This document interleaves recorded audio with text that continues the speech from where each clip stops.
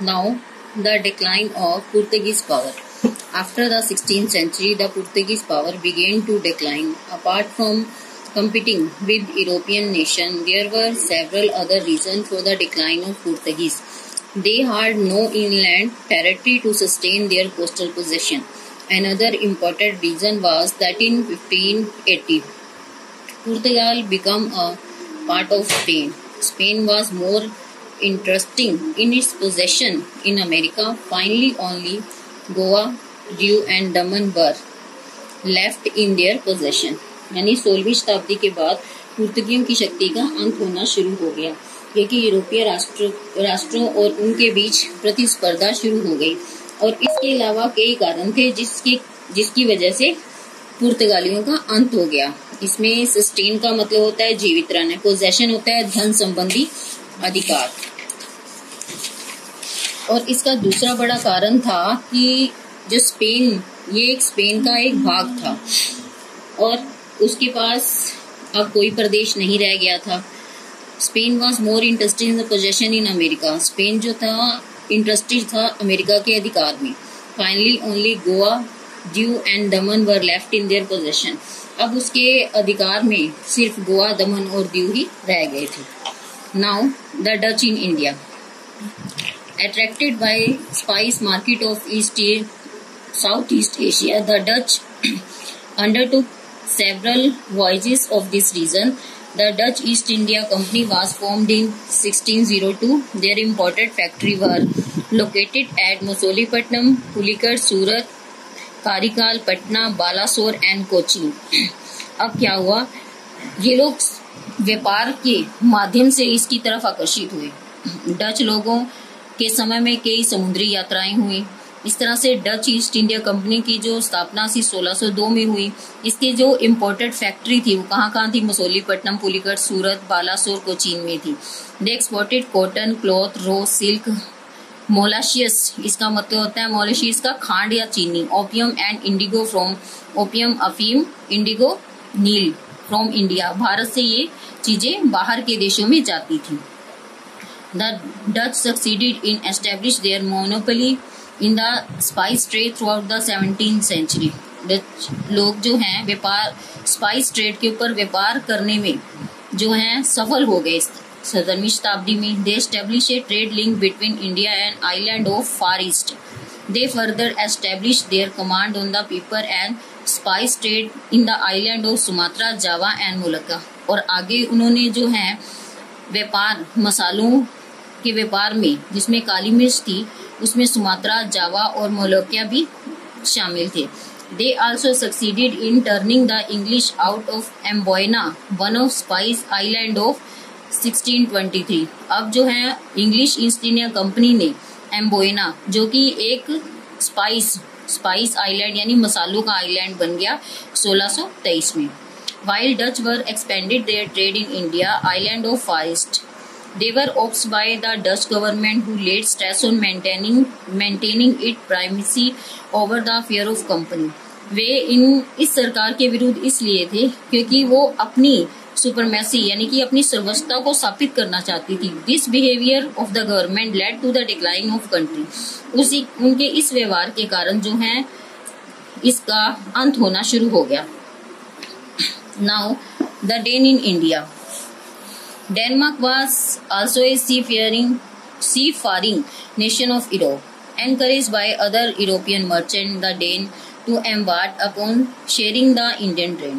अब ये सभी लोग जो हैं भारत के व्यापार की तरफ आकर्षित होने लगे।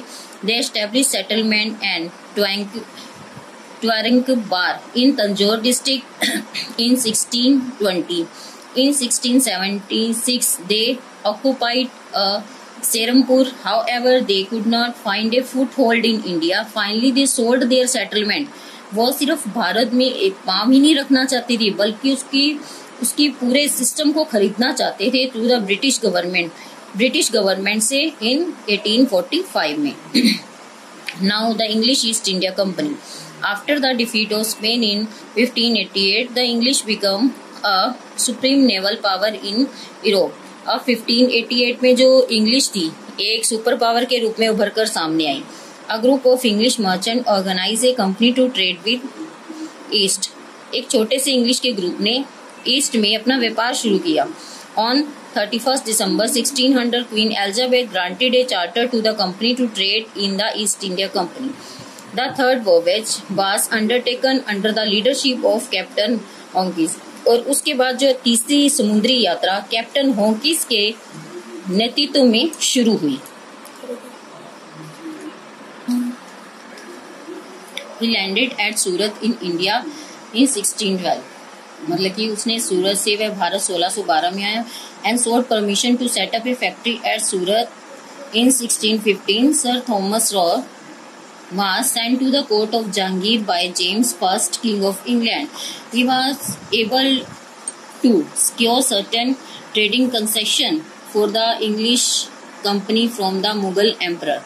और उसने क्या किया, वो उसने सर थॉमस ने जहांगीर की कोर्ट में उसको भेजा गया और उसने वहां अपने व्यापार की सुरक्षा मांगी फ्रॉम मुगल एम्परर, यानी मुगल शासकों से भारत में व्यापार करने के लिए वहां से उनकी सुरक्षा मांगी।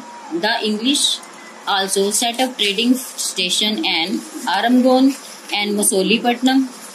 The English company brought the site of Madras in 1639, also obtained permission to set up a fortified factory called Fort St. George.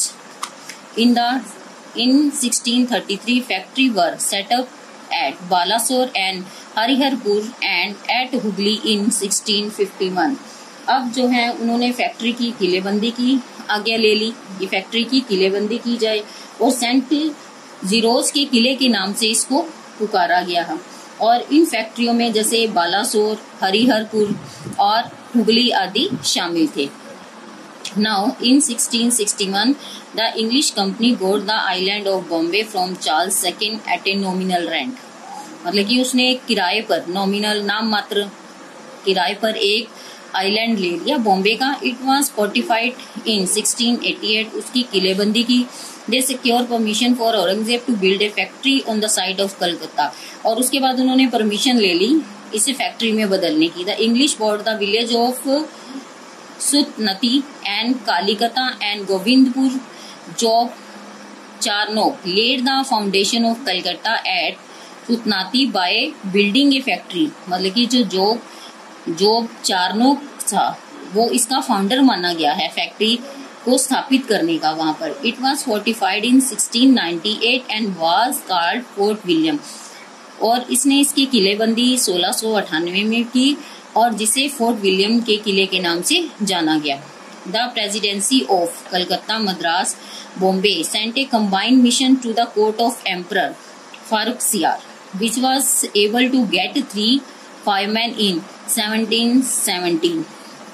But the English company got the right to trade freely in Bengal and also settled around Calcutta.